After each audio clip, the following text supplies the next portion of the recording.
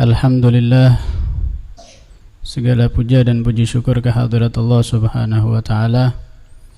Salawat dan salam kita haturkan kepada junjungan kita Nabi besar Muhammad sallallahu alaihi wasallam serta keluarga, para sahabat, tabi'in dan tabi'ut tabi'in min yaumina hadza ila yaumiddin.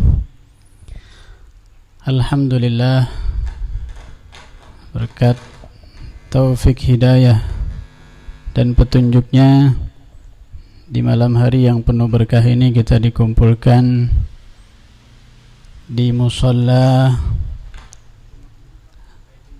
Baitul Ma'mur. Semoga yang kita lakukan ini mendapatkan keberkahan dan keridhaan dari Allah Subhanahu wa taala dan menjadi saksi baik kita tatkala berjumpa dengan Allah Subhanahu wa taala. Amin amin ya rabbal alamin. Hadirin yang dirahmati Allah Subhanahu wa taala, rencananya mau baca kitab Al-Habib Abdullah bin Alawi Al-Haddad, yaitu Risalatul Mudzakarah. Cuma sebelum kita membaca kitab itu, akan kita perkenalkan siapa sebenarnya Al-Habib Abdullah bin Alawi Al-Haddad. Sering kita baca ratibnya, yang mana kalau kita baca ratibul Haddad itu di daerah itu semua akan aman dari segala gangguan.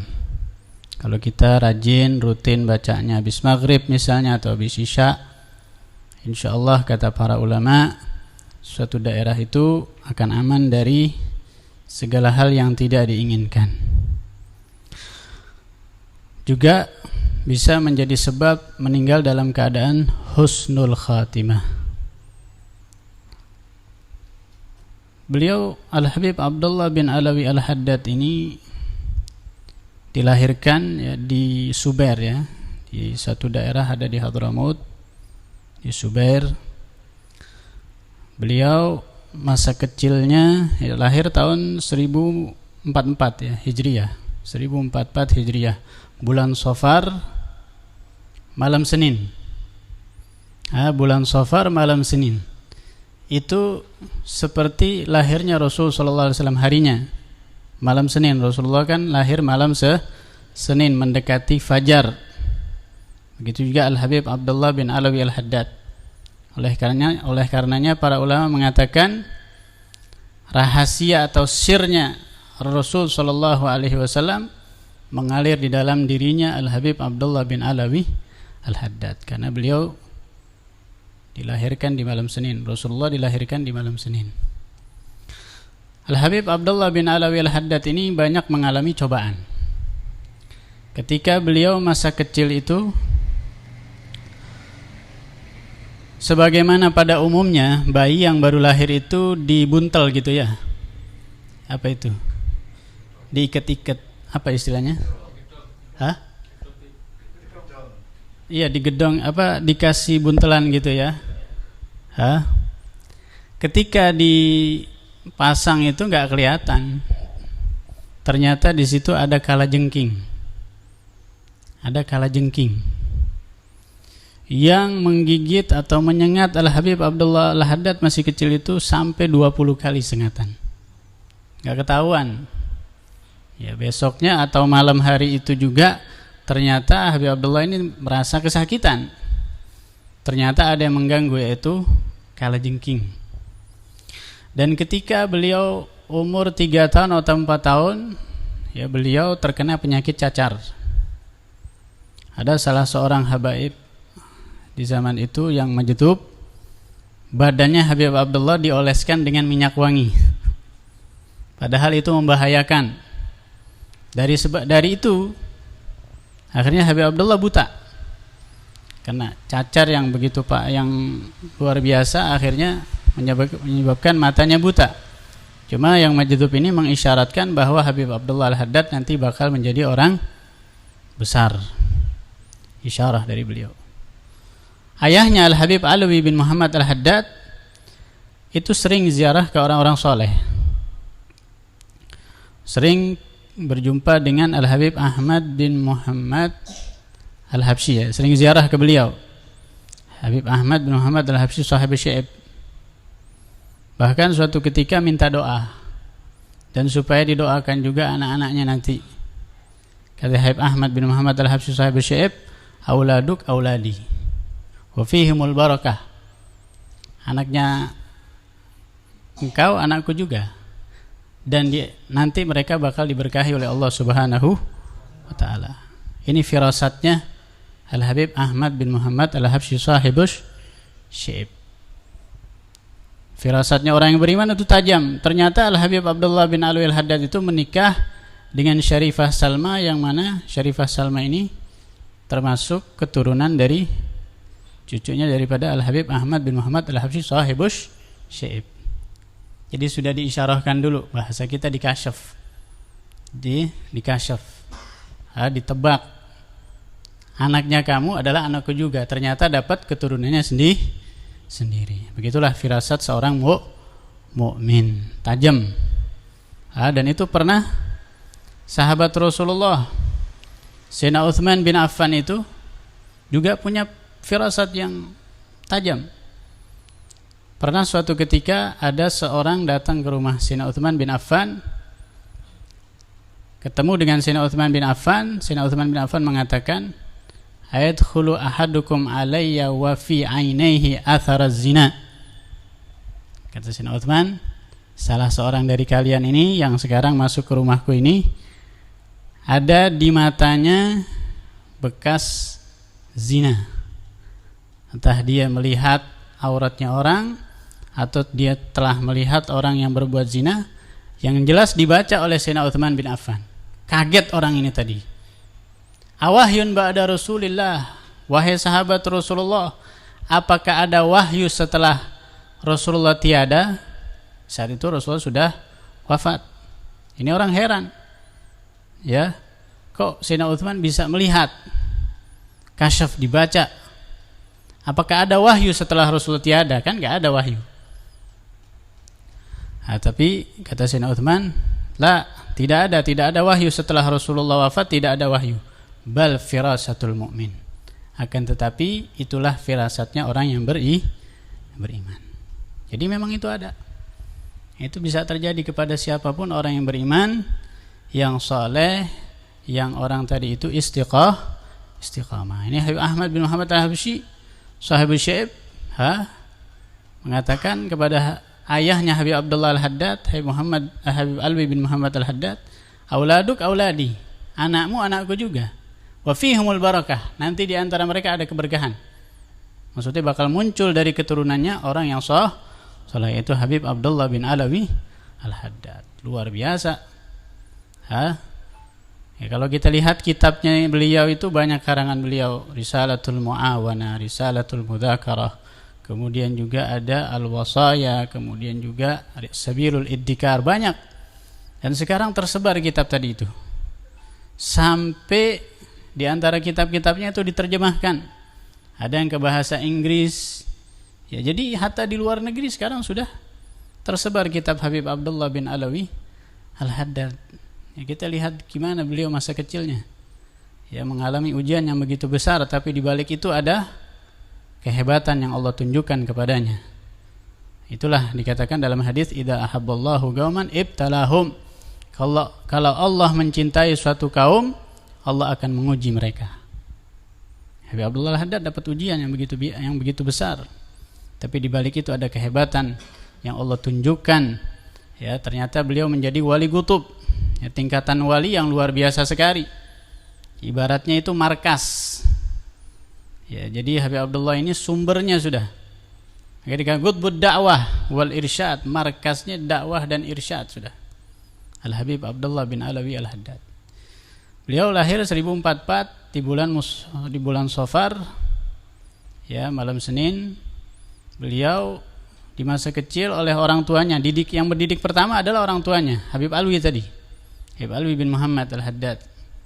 Cuman kadang-kadang di sirahnya itu jarang disebut. Cuma sudah pasti guru pertama adalah orang tuanya sendiri. Di zamannya Habib Abdullah bin Alwi Al-Haddad, di masa kecil, ya, Bahkan dikatakan sebelum tamyiz, sebelum menginjak 7 tahun itu sudah hafal Al-Quran.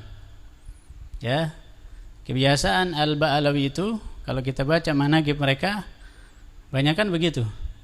Ulida bi Tarim wa hafidhal Qur'anal azim, dilahirkan di kota Tarim dan hafal Quran. Habib Abdullah bin Alwi Al-Haddad. Ya, kemudian setelah Al-Quran, ayahnya pingin beliau ini hafal kitab Irsyad, menginginkan supaya Habib Abdullah menghafal kitab Irsyad. Ada satu kitab dalam ilmu fikih, itu redaksinya sulit. Kalau orang-orang yang tidak teliti bisa gak paham kitab tadi itu. Cuma banyak dihafal. Di kalangan habaib banyak dihafal Irsyad itu, karangan Ibnu Mugri. Beda dengan kitab Minhaj yang katanya redaksinya lebih mudah untuk difahami. Kalau Irsyad agak sulit. Habib Alwi bin Muhammad Al-Haddad menginginkan Habib Abdullah supaya ngafal kitab itu. Ketika beliau belajar kepada gurunya Syekh Ahmad bin Muhammad Balhaj, isyarah perintah dari orang tuanya ini, ya, orang tuanya pengen Habib Abdullah ngafal kitab Irsyad. Cuma subhanallah, begitu di perjalanan ketemu Syekh Hasan Jamalul Lail. Syekh Hasan Jamalul Lail ini ya kurang senang dengan pakar fikih. Ya. Jadi sering ngomentari pakar-pakar fikih. Sehingga Habib Abdullah Haddad begitu ketemu dengan beliau, karena Ibnu Mugri Al-Irsyad tadi itu kan fikih. Itu kitab fikih itu, dari kitabut Thaharah, dari ibadah sampai jinayat. Karena dengar pencerahan daripada Syekh Hasan Jamalul Lail tadi, komentar beliau enggak senang dengan pakar-pakar fikih, kurang menarik lah, kurang disenangi. Akhirnya Habib Abdullah Haddad ini terpengaruhi. Pulang ke rumah minta kepada ayahnya jangan ngafalkan Irsyad, tapi ngafalkan Bidayatul Hidayah karangan Imam Ghazali. Ya, Imam Ghazali itu punya kitab Bidayatul Hidayah, itu tasawuf. Ya ada sedikit fikihnya, cuma kebanyakan tasawuf, lebih menonjolnya di tasawuf. Tapi ayahnya enggak melarang. Ini seorang ayah yang bijaksana ini. Ayahnya enggak melarang. Habib Abdullah pengennya hafal Bidayatul Hidayah, ayahnya pengen hafal Al-Irsyad. Akhirnya Habib Abdullah bin Al-Haddad datang ke gurunya Syekh Ahmad bin Muhammad Balhaj. Ini seorang murid yang cerdas, jadi nggak langsung menentukan supaya tidak bertentangan dengan orang tuanya. Karena orang tua itu kan ada 3. Ada orang tua yang melahirkan kita, ada orang tua yang mendidik kita, mengajarkan kita, yaitu guru. Orang tua yang melahirkan kita, ayah kita dan ibu kita. Ada lagi orang tua yang menikahkan anaknya kepada kita, yaitu mertua. Habib Abdullah Haddad gak ingin bertentangan dengan orang tuanya sendiri. Beliau minta pendapat kepada gurunya Syekh Ahmad bin Muhammad Balhaj. Wahai guru, ayahku mengatakan begini, saya dianjurkan untuk menghafal Irsyad, tapi aku ingin menghafal Bidayatul Hidayah. Bagaimana pendapat anda wahai guru? Ini guru yang luar biasa ini. Ini bijaksana. Supaya enggak bertentangan dengan orang tuanya, beliau mengatakan kepada Habib Abdullah Haddad, engkau hafalkan Irsyad dan engkau juga belajar Bidayatul Hidayah. Aku akan tunjuk satu orang, kamu belajar kepadanya, kamu nanti bakal hafal itu Bidayatul Hidayah. Ya kan, kalau dipelajari lama-lama hafal juga akhirnya. Pada akhirnya dua-duanya hafal, bijaksana. Jadi enggak bertentangan. Itu yang luar biasa ya. Bidayatul Hidayah hafal, Irsyad hafal. Kita apa yang kita hafal? Itu mereka luar biasa ya. Masya Allah. Kalau diceritakan orang-orang soleh ini, turun rahmatnya Allah subhanahu wa ta'ala. Inna dzikri shalihin tatanazzalur rahmat. Ketika diceritakan orang-orang soleh, itu turun rahmatnya Allah subhanahu wa ta'ala. Dapat kita rahmat. Kata para ulama, menceritakan orang-orang soleh itu lebih bisa menggugah hati daripada mendengarkan nasihat. Ya, Habib Muhammad bin Zain bin Sumet, muridnya Habib Abdullah bin Alawi Al-Haddad, di dalam kitabnya mengatakan seperti itu. Dengan kita menyebutkan riwayat hidup seorang guru yang soleh, ulama yang soleh, itu lebih bisa menggugah hati kita untuk semangat ibadah kita daripada kita dengarkan nasihat. Dan mereka ini jadi cermin buat kita, jadi kaca buat kita. Kalau mereka udah seperti itu, bagaimana dengan kita? Ya, kita tidak tahu kalau rambut kita kurang rapi kecuali setelah lihat kaca. Oh iya, ternyata apa? Belum disisir. Ternyata kurang rapi, bisa dirapikan. Begitu juga ketika kita menceritakan orang-orang yang soleh. Dikatakan dalam satu hadis, inna lillahi ibadan man nadhara ilaihim nadratan sa'adatan la yashqa ba'daha. Allah Subhanahu wa taala itu ada di antara hamba-hamba Allah Subhanahu wa taala yang kalau salah satu dari kita melihat mereka, memandang mereka, satu pandangan saja, dia akan menjadi orang yang beruntung dan tidak akan celaka selamanya. Dan ternyata itu pernah terjadi di zamannya Abu Yazid Al-Bustami, muridnya waktu itu.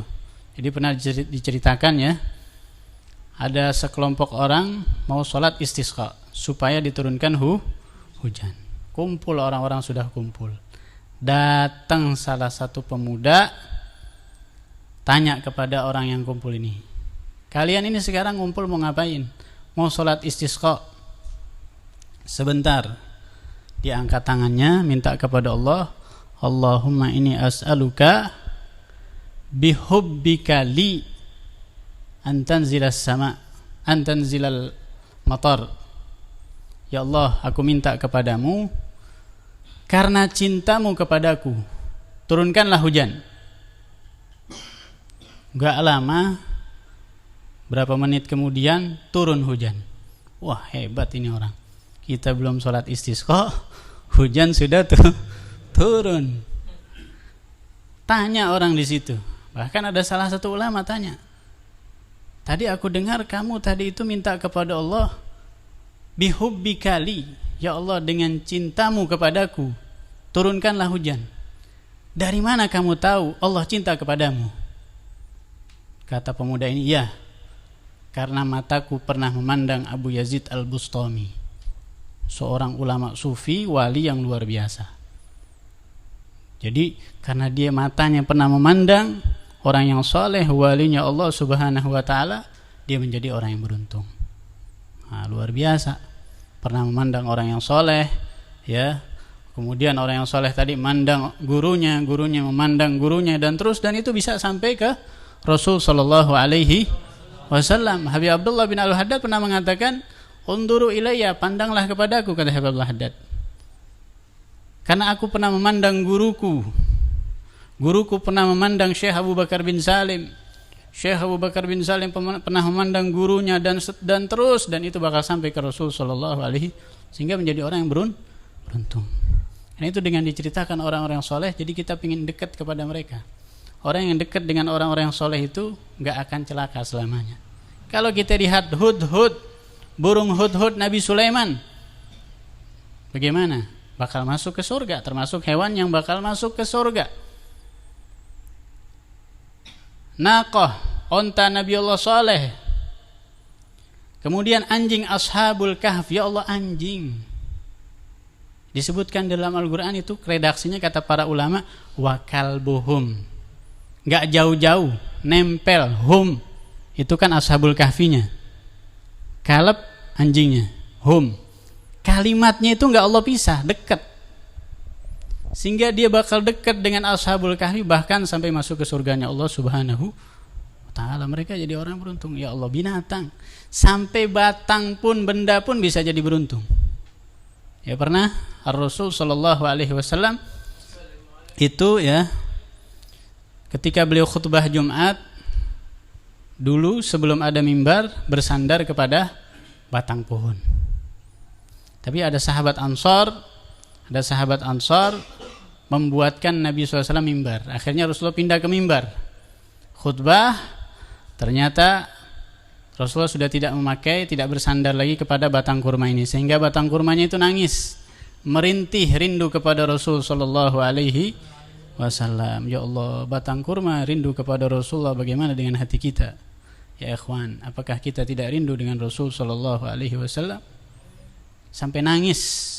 Itu batang kurma nangis. Nangisnya seperti unta yang sudah hamil 10 bulan. Jeritannya itu, sehingga heboh dalam satu masjid tadi itu.